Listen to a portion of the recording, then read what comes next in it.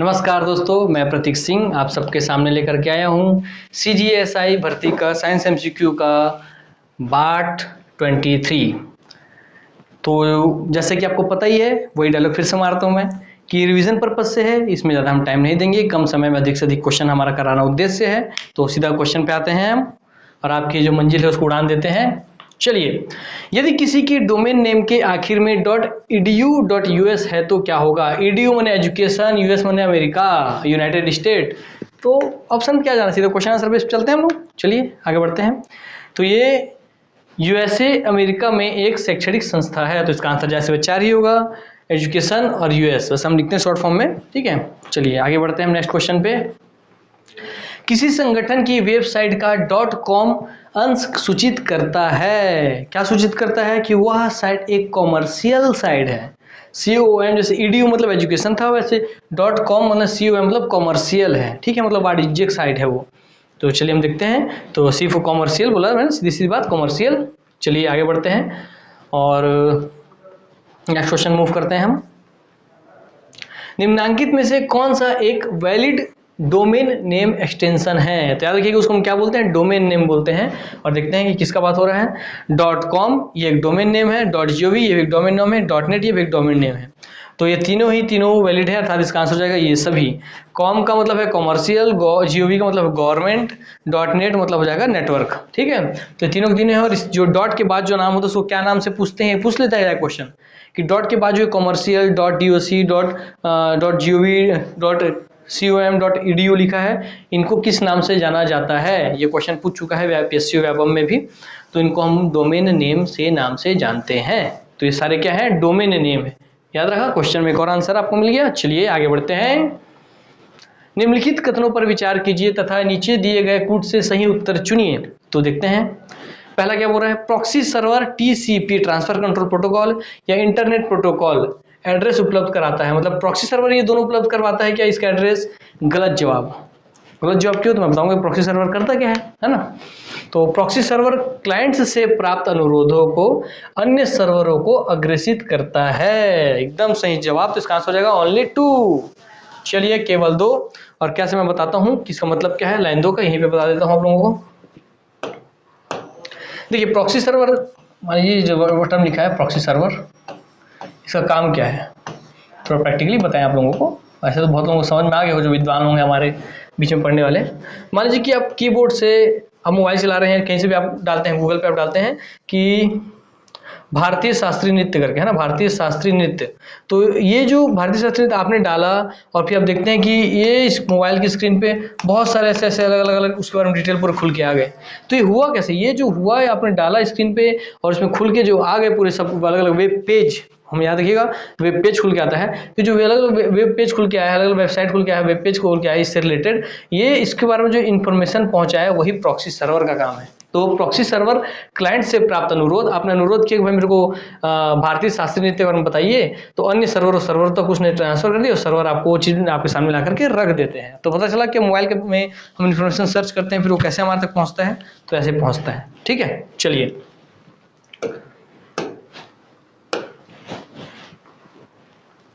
Let's move on to the next question. और यहाँ पर संचार प्रौद्योगिकियों के संदर्भ में LTE लॉन्ग टर्म इवोल्यूशन और VoLTE voice over long term evolution, ये क्वेश्चन मैंने इसीलिए डलवाया है ताकि आप लोगों को डायरेक्ट इनका फुल फॉर्म पता चल जाए, क्योंकि कई एग्जाम में डायरेक्ट इनका फुल फॉर्म पूछा जाता है। तो LTE लॉन्ग टर्म इवोल्यूशन और VoLTE का voice over long term evolution, voice over, ठीक है। इसका मतलब मैं समझाऊंगा कि LTE और VoLTE में VO का खासियत क्या है। क्वेश्चन पहले सॉल्व कर लेते हैं, फिर समझाता हूं आप लोगों को। तो आंसर इसका हम देख लेते हैं कि LTE को साधारणतः 3G के रूप में वितरित किया गया था। गलत बात।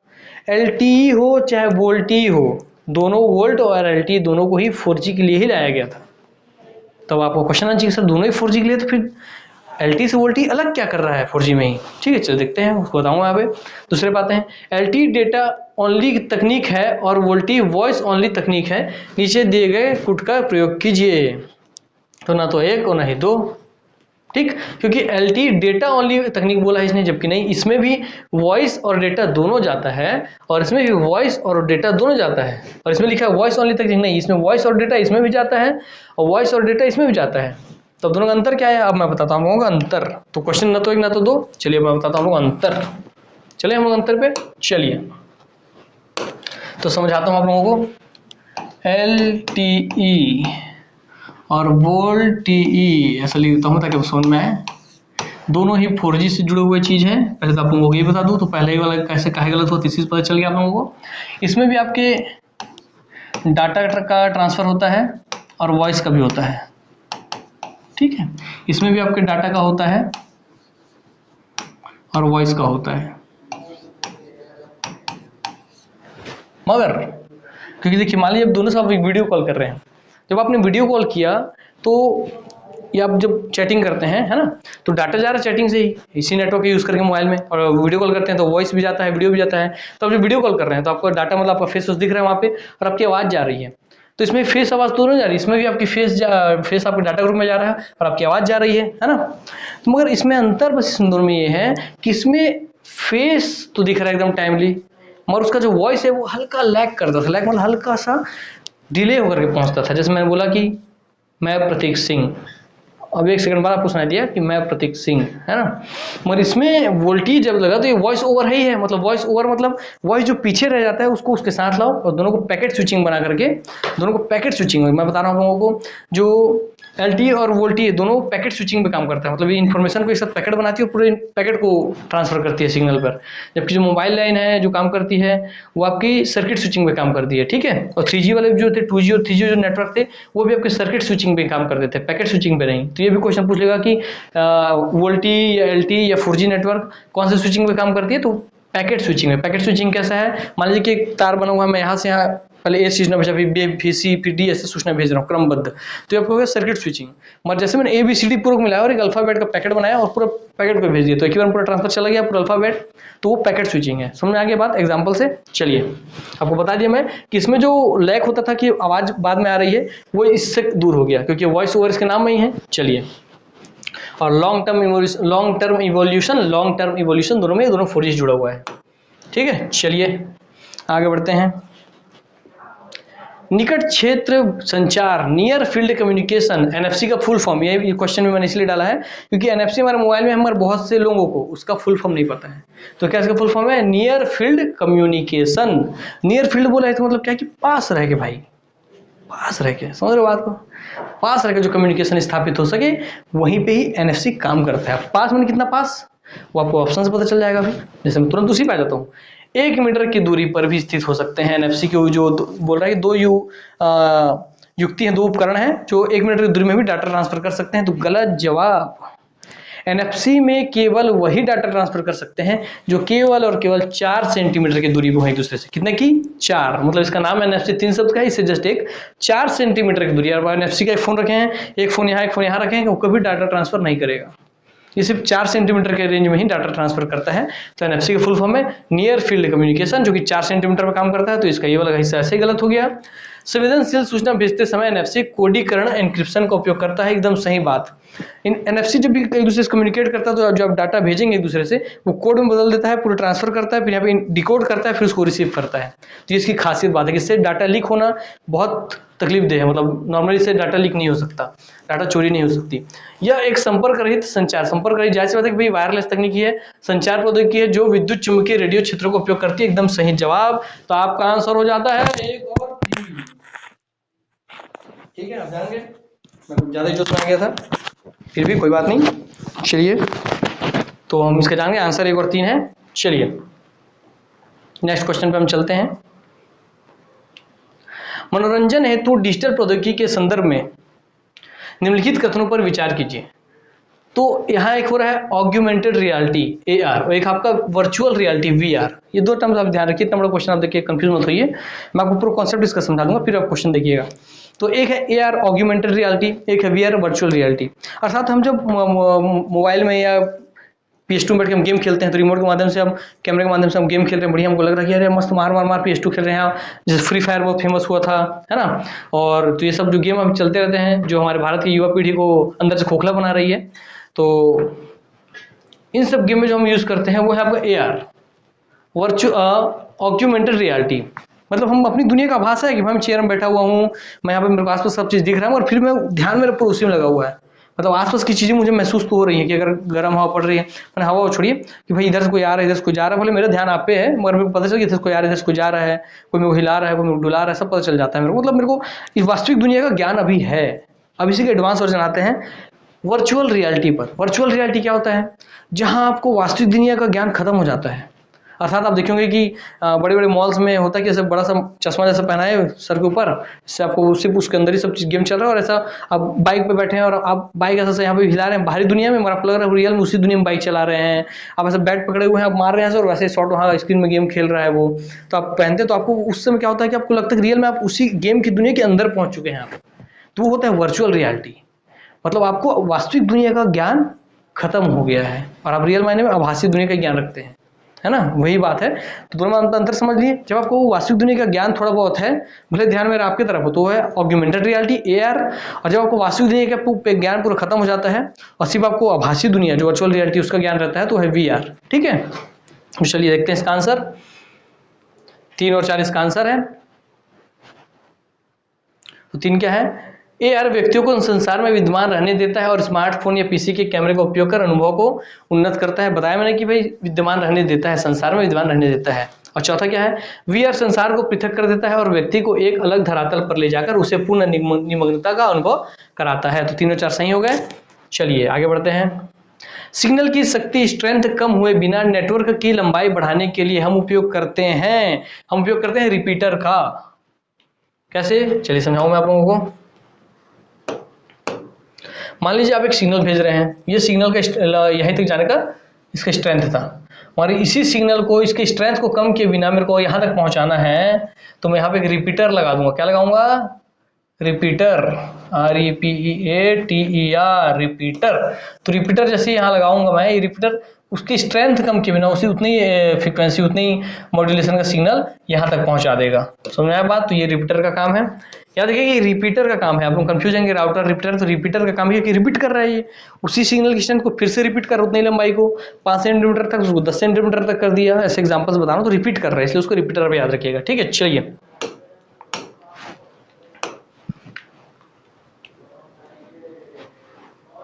कंप्यूटर शब्दावली में USB का पूर्ण रूप है यूनिवर्सल सीरियल बस।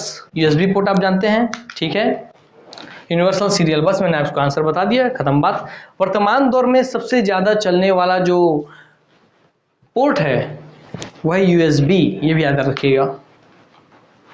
कंप्यूटर में जहां एसेसरीज जुड़ती है उसे कहते हैं, और मगर आप USB टाइप का जगह आप C टाइप ले रहा है धीरे धीरे, ये भी याद रखिएगा।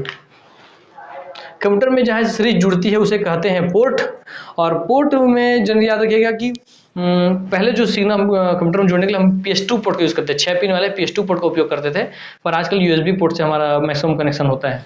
ठीक है, तो पोर्ट आपको पता ही है कि CPU, मैंने बताया था कि CPU यहाँ पे ऐसा बना हुआ है, CPU यहाँ बना हुआ है ऐसा बना हुआ है। तो CPU में से पीछे में हम कनेक्ट कर रहे हैं, प्रिंटर को कनेक्ट कर रहे हैं, माउस को कनेक्ट कर रहे हैं, है ना, कीबोर्ड को कनेक्ट कर रहे हैं। तो ये कनेक्ट यहाँ पे जो हो रहा है ये किसके माध्यम से कनेक्ट हो रहा है? मतलब एक वायर आके उसमें घुस रही है, तो जिस सॉकेट में घुस रही है उसे ही हम पोर्ट कहते हैं। ठीक है, चलिए प्रैक्टिकली आपको समझ में आ गया।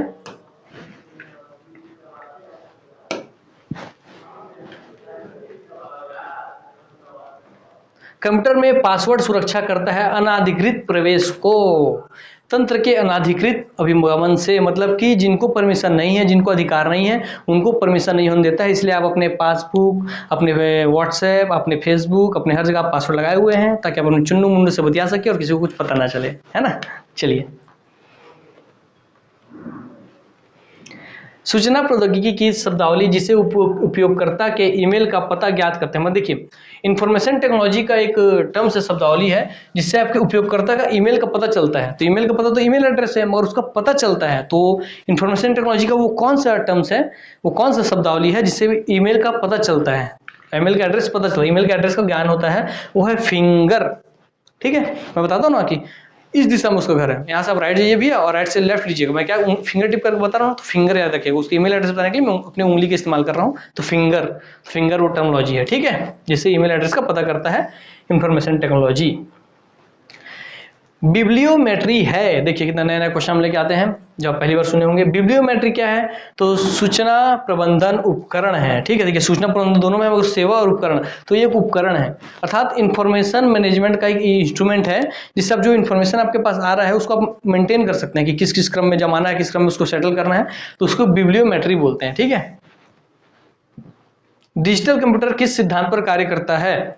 तो डिजिटल कंप्यूटर आपका किस सिद्धांत पर कार्य करता है? तो लॉजिकल सिद्धांत पर कार्य करता है डिजिटल कंप्यूटर। पर जितने भी आधुनिक कंप्यूटर है वो डिजिटल से, ये आपके लॉजिकल सिद्धांत पर कार्य ना करके ALU arithmetic and logical unit पे काम करते हैं, अर्थात गणितीय और तार्किक सिद्धांत पर कार्य करते हैं। तो आधुनिक कंप्यूटर किस पे काम करते हैं? तो आधुनिक कंप्यूटर जो है, आधुनिक कंप्यूटर का डब्बा बना दे रहा हूँ ऐसा, ये काम करते हैं ALU पर, arithmetic and logic unit. Arithmetic तो फुल फॉर्म आप लोगों के लिए ऐसा पता है, आप लोगों को बचपन से पढ़ते आ रहे हैं, ये अर्थमेटिक एंड लॉजिक यूनिट, ठीक, arithmetic and logic unit ALU, ठीक है। चलिए नेक्स्ट क्वेश्चन, कंप्यूटर निम्न में से कौन सा कार्य नहीं करता है? तो कंप्यूटर कौन सा कार्य नहीं करता है? भाई कंप्यूटर सब चीज कर सकता है, कंप्यूटिंग कर सकता है, मैंने गणना कर सकता है, प्रोसेसिंग करता है, आप जो डाटा डाले उसको प्रोसेस कर रहा है कि भाई कहना क्या चाह रहे हो, आउटपुटिंग मैंने आप जो डाटा डाले हैं उसका फिर रिजल्ट दिखाता है कि भाई प्रिंटर के रूप में दिखाता है, मॉनिटर पे दिखाता है कि भाई आपने ये बनाया है, और वो अंडरस्टैंडिंग नहीं कर सकता है।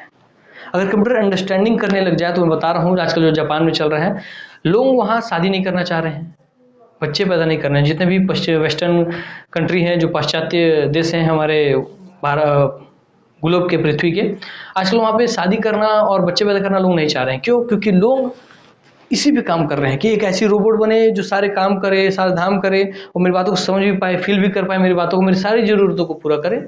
तो मैं क्यों एक औरत को, जिसके ऊपर मेरे को मेंटेनेंस के ऊपर ज़्यादा मेरे को ध्यान ना देना पड़े, जो मेरे से कोई चीज़ का डिमांड ना करे, सिर्फ मेंटेन करूँ और चलती रहे, मेरे को ज़्यादा डिमांड ना करे, जो काहे की चीज़ ना करे, जो हल्ला ना करे, जो चिल्लाए ना, लड़े ना, झगड़े ना, सिर्फ मैं जैसा चाहूँ वैसा मेरे को फील कराए, है ना।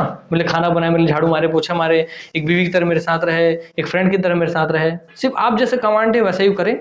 तो इसलिए अंडरस्टैंडिंग नहीं करता करके बस वो दुनिया अभी तक रुकी हुई है, काम उस पर चल रहा है। तो कंप्यूटर बस क्या नहीं कर पाता है? अंडरस्टैंडिंग नहीं कर पाता है। जिस दिन ये 100% सक्सेसफुल हो जाएगा, मैं बता रहा हूँ आप लोगों को कि लोग अकेले जीना ज़्यादा पसंद करेंगे, जबकि ये मैं बता रहा हूँ सामाजिक और समाज के लिए ये अपने आप में स्लो पॉइजन की तरह काम करेगा, जो समाज को अंदर से खोखला कर देगा। क्योंकि ऐसे लोग जिनको अब उनके इमोशंस के लिए रोबोट पे आधारित रहने लग जाएंगे, उनके अंदर से इमोशंस खत्म हो जाएगी, तो लोगों को कीड़े मकोड़ों के बराबर समझने लगेंगे, उनके लिए लोगों की, उनके इमोशंस की कोई कीमत और वैल्यू नहीं रह जाएगी। चलिए नेक्स्ट क्वेश्चन, निम्न में से कौन एक कंप्यूटर आंकड़ों की त्रुटियां प्रदर्शित करता है? बचपन से पढ़ते आ रहे हैं हम लोग, कंप्यूटर आंकड़ों की त्रुटियां, कंप्यूटर की त्रुटियां, bug bug bug bug bug, तो bug bug bug bug bug से बग, ठीक है। चलिए हालांकि क्वेश्चन बार बार पूछता है, ये मजाक मत लीजिएगा।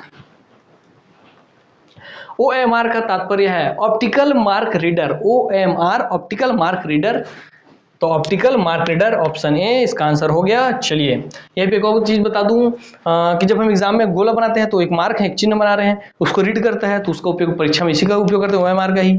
और जब उसी में कैरेक्टर लिखते हैं कि AB, तो उस कैरेक्टर को रीड करने के लिए OCR का यूज होता है, ऑप्टिकल कैरेक्टर रिकॉग्निशन, ठीक है, तो वहाँ OCR उपयोग होता है। इनमें से कौन सा वस्तुनिष्ठ प्रकार की परीक्षा में उत्तर पत्रक को जांचने के लिए प्रयुक्त होता है? पीछे ही मैंने बताया था कि OMR का उपयोग करता है, कि उसमें हम गोला बनाते हैं, तो OMR, और यहाँ कैरेक्टर को रीड करना OCR, optical character recognition. IRC का तात्पर्य है internet chat relay, internet IRC chat relay, इसका मतलब क्या है? ये व्हाट्सएप के जैसे एक ऐप का बात कर रहे हैं, मतलब उस टाइप के एक प्लेटफॉर्म की बात कर रहे हैं जहाँ लोग एक टॉपिक, मतलब एक टॉपिक स्टार्ट होगी, उसी में लोग पूरा चैट करते हैं, बात करते हैं एक ही टाइम प्लेटफॉर्म पर, और वीडियो कॉन्फ्रेंसिंग कर सकते हैं सिस्टमेटिक वे में सिंक्रोनाइज करके, उसी का बात ये कर रहे हैं। तो ऐसे प्लेटफॉर्म है IRC, तो उसका मतलब फुल फॉर्म क्या है? इंटरनेट रिले चैट, ठीक है, जैसे व्हाट्सएप में चैट करते हैं वैसा ही है ये भी। CAD, कैड का फुल फॉर्म क्या है? कंप्यूटर एडेड डिजाइन, ठीक है। इसके साथ मैं आपको एक क्वेश्चन और बताता हूँ, ये हो गया कैड। तो आपको दो चीज बताता हूँ इसके सामने, इसका फुल फॉर्म तो पता ही चल गया, वो कंप्यूटर एडेड डिजाइन, ये हो गया इसका आंसर कैड का, CAD का। इसके साथ एक और पूछता है बार बार, कैम, तो कंप्यूटर एडेड AM का फॉर मैन्युफैक्चरिंग हो जाता है, मैन्युफैक्चरिंग, तो computer aided manufacturing, computer aided design, याद रखिएगा। मतलब कंप्यूटर एडेड मतलब कंप्यूटर से ऐड करते हैं, मतलब कंप्यूटर की सहायता से हम जो अगर डिजाइन कर रहे हैं तो कंप्यूटर एडेड डिजाइन कैड हो गया, और उसकी सहायता से हम उसी डिजाइन को अगर मैन्युफैक्चर कर रहे हैं, उसका रियल प्रोडक्ट बना रहे हैं, तो कंप्यूटर एडेड मैन्युफैक्चरिंग हो गई। दोनों का यूज भी समझ गए। तो कैड कैम जैसा कोर्स आपको करना चाहिए, वर्तमान दौर में इसका बहुत ज्यादा डिमांड भी है मार्केट में, ठीक है। चलिए, तो यहाँ पे आज हमारे क्लास कंप्लीट करते हैं और अपनी वाणी को हम विराम देते हैं। और आप लोगों से विदा लेने से पहले मैं एक बात फिर कहना चाहूंगा कि हमारा एनालाइजर ऐप का सिर्फ प्ले स्टोर ऐप ही नहीं है, यूट्यूब चैनल भी है, तो उसमें आप लाइक कीजिए, सब्सक्राइब कीजिए, और जो जरूरतमंद है उनको उन तक इन उचित वीडियो को आप पहुंचाने का सुनिश्चित कीजिए काम। तो यहीं पे अपनी वाणी को विराम देता हूँ। नमस्कार, जय हिंद, जय भारत, जय छत्तीसगढ़।